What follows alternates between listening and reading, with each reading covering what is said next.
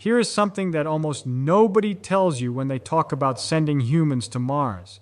The going part, the leaving Earth part, the flying through deep space for 7 or 8 months part, that is not actually the hardest part. The hardest part, the part that should make every serious engineer lose sleep at night, is the coming back part. And I want to walk you through the raw physical reality of why that is so extraordinarily difficult, because most people have a picture in their heads that is completely and totally wrong. The picture most people carry around goes something like this. Astronauts climb into a rocket, they blast off from Earth, they cruise across hundreds of millions of miles of empty space, they land on Mars, they plant a flag, they do some geology, and then they climb back into their little return vehicle and they fly home. Simple. Clean. Just like the Apollo missions to the moon, right? You go, you come back. 2 halves of the same journey. That picture is not just incomplete, it is physically wrong in a way that cuts very deep into the mathematics and the chemistry and the engineering of what it actually means to leave a planet, and the reason it is wrong comes down to one fundamental brutal fact about the universe. To leave a planet, you need fuel, a staggering, almost incomprehensible quantity of fuel. And that fuel has to come from somewhere. Let me give you a picture that I think captures the problem more honestly. Imagine you are driving an absolutely massive heavy truck. We are talking about something the size of a building on wheels. And you are driving this truck into the deepest, most isolated part of a freezing, barren desert that no human being has ever visited. You have precisely enough fuel in your tank to get there. Not one drop more. Now someone asks you, fine, how do you drive back?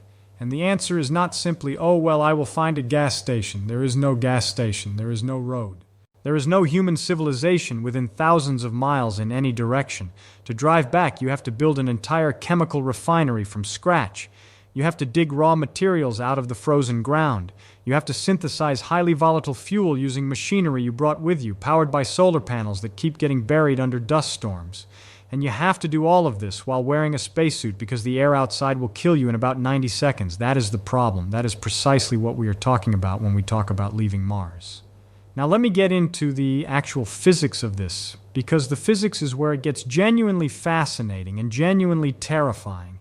Every rocket that has ever left the surface of any world has had to obey the same fundamental mathematical relationship. It is called the Tsiolkovsky rocket equation, named after a Russian schoolteacher who figured it out in the late 1800s. And it is one of those beautiful, brutal pieces of mathematics that the universe absolutely does not negotiate with. What the equation tells you, in plain language, is this. The faster you need to go and the heavier your rocket is, the more fuel you need. And here is the part that makes engineers cry. That fuel itself has weight. So the more fuel you add to go faster, the heavier your rocket becomes, which means you need even more fuel to move that extra weight, which makes the rocket heavier still, and so on in a spiral that gets very steep very fast. To leave Earth, you need to reach a speed of roughly 11 kilometers per second. That is the escape velocity of Earth. It is fast, brutally fast. And that is why a rocket sitting on a launch pad is about 90% fuel by mass. 90%. The actual payload, the capsule, the equipment, the human beings inside, that is a tiny fraction of the total mass. Almost the entire vehicle is propellant that gets burned up in the process of climbing out of Earth's gravity. Now Mars is smaller than Earth. Its escape velocity is lower, about 5 kilometers per second. So it is easier to leave Mars than Earth, right? That sounds reassuring. But here is where the picture gets complicated. The escape velocity being lower does not mean the problem is small. 5 kilometers per second is still an enormous speed. A rifle bullet travels less than 1 kilometer per second. We are talking about going 5 times faster than a bullet and sustaining that using chemical rocket engines, burning liquid propellant. You still need a very large rocket. You still need enormous quantities of fuel, hundreds of tons of propellant to get a meaningful crew and their equipment off the Martian surface. And here is the core of the entire problem. You cannot bring that fuel from Earth. Think about why for just a moment. If you are going to carry hundreds of tons of return fuel all the way from Earth to Mars, you have to include that fuel in your original launch mass. But adding hundreds of tons of fuel to your spacecraft means your spacecraft is now hundreds of tons heavier when it leaves Earth, which means you need more fuel to launch it from Earth, which makes the rocket heavier still. The math spirals upward so fast that the required initial mass on the launch pad becomes astronomical in the most literal sense of that word, completely impractical, possibly impossible with any chemical rocket technology that exists or is likely to exist for a very long time. The engineers working on this problem figured out the answer a long time ago. You do not bring the return fuel from Earth, you make it on Mars. You manufacture your propellant on the surface of another planet, using the resources that are already there before the crew even arrives. This concept is called in-situ resource utilization, which is a very formal way of saying live off the land. And when you understand what that actually requires in practice, you begin to appreciate just how audacious and fragile the whole enterprise is. The Martian atmosphere is mostly carbon dioxide, about 95% carbon dioxide, in fact, and there is water ice frozen in the Martian soil and at the poles. If you have carbon dioxide and water, you can, in principle, run a chemical process to produce methane and liquid oxygen. Methane and liquid oxygen are precisely the propellants that next-generation rockets are designed to burn. So the chemistry, at least in principle, works out. You can cook up your return fuel from local ingredients. But let me walk you through what that actually requires in physical terms, because this is where the engineering becomes almost surreal in its demands. First, the Martian atmosphere is thin, extremely thin. The atmospheric pressure on the surface of Mars is less than 1% of what it is on Earth. You are not standing in a substantial blanket of gas.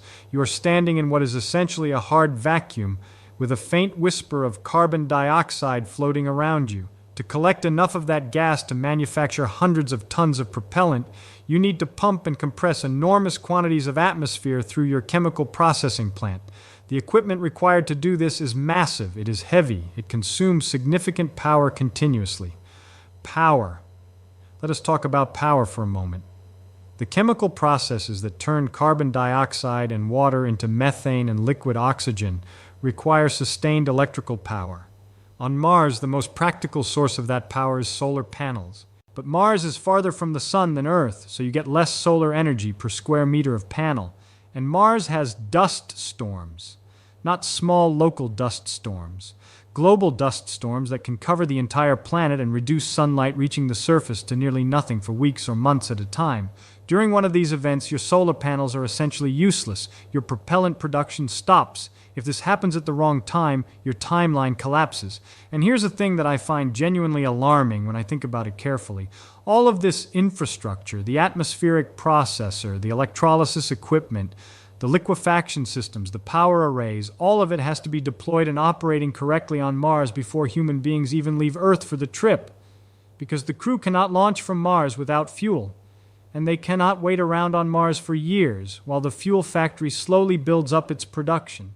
The fuel has to be ready when they arrive, or very close to ready, which means you're depending on autonomous robotic systems running flawlessly on another planet for years, with no human technician to fix them if something goes wrong, and with a communication delay of up to 20 minutes each way that makes real-time remote control impossible.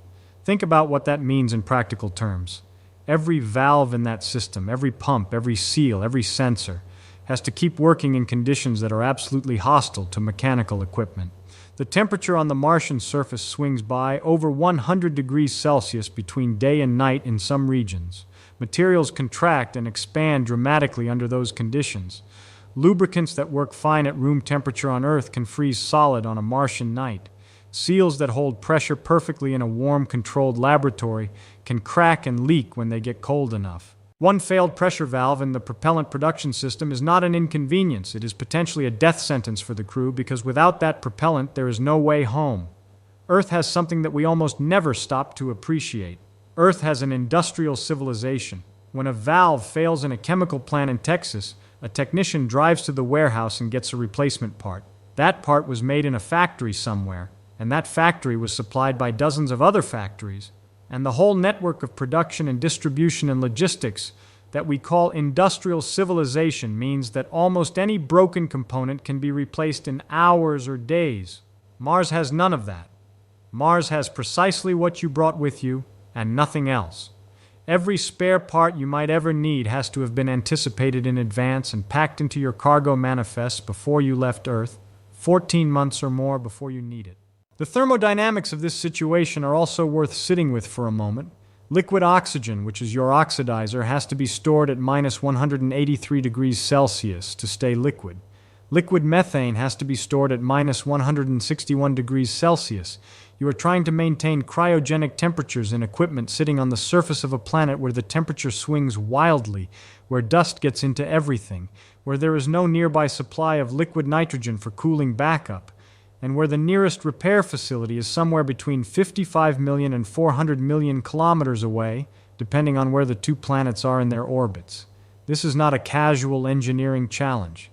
This is among the hardest sustained engineering problems that human beings have ever attempted. And now here is something I want you to really hold on to. We have been talking as though everything goes right. We have been assuming that the propellant plant works, that the dust storms do not destroy the solar arrays, that no valves freeze, that no seals crack, that no pipes rupture, that the chemical yields are what the calculations predicted, that the storage tanks remain airtight, that the transfer systems work when the crew needs to load the fuel into the ascent vehicle. Real engineering on Earth, with all of our industrial infrastructure and supply chains and spare parts and human technicians, still produces accidents and failures regularly. We are imagining doing this on a planet where the environment is actively trying to destroy every piece of equipment you brought, where the atmosphere will kill you if your suit fails, where a global dust storm can shut down your power supply for months, and where there is no possibility of rescue or resupply on any reasonable timescale. The difference between the Moon and Mars when it comes to return missions is not just a matter of distance or time. The Moon is close enough that Apollo could carry all of its return propellant with it from Earth. The Moon is also small enough and its gravity weak enough that the ascent stage of the lunar module was a tiny, almost delicate-looking vehicle. Mars is large enough and its gravity strong enough that the return vehicle has to be a serious rocket in its own right, and far enough away that carrying the return propellant from Earth is physically out of the question. What human beings are actually proposing when they talk about a crewed Mars return mission is something that has never been done before in the history of spaceflight. They are proposing to manufacture rocket fuel on another planet, autonomously, using atmospheric gases, powered by sunlight, in equipment that has to survive years of Martian conditions, without maintenance, and then use that fuel to launch a crewed vehicle off of a planet with meaningful gravity into a precise orbital trajectory for a 7-month journey home. Every single link in that chain has to hold. The chemistry has to work at scale. The equipment has to survive. The power has to stay on. The storage has to remain sealed.